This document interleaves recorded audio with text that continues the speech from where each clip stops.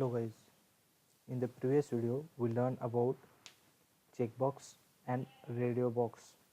So today we are going to learn about number box and date box. For the number box we have to use input type number and it will give us a nice numbered box. So when we refresh it, it gives us a nice number box and the two arrow, upward and downward arrow, so we can navigate using this arrow and change number upward and downward.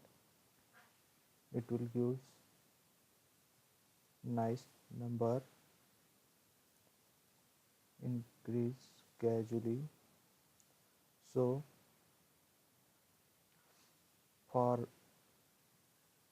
exact value between two conditions, for example we have to use number from 1 to 5 or 1 to 10 or 1 to 20, so we can use minimum and maximum attribute between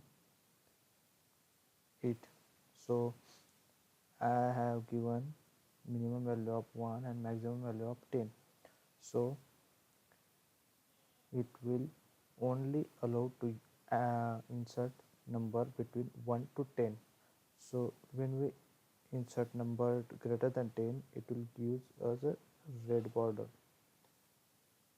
and if we are using when we insert number using these two buttons, it will stop at maximum value, so it will stop at 10. Look at this. And the next is first add some line break, and second one is input type date. Input type date.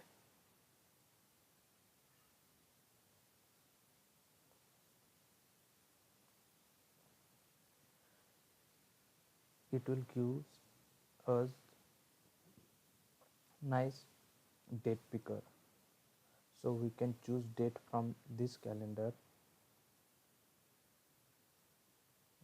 any date, month or year wise.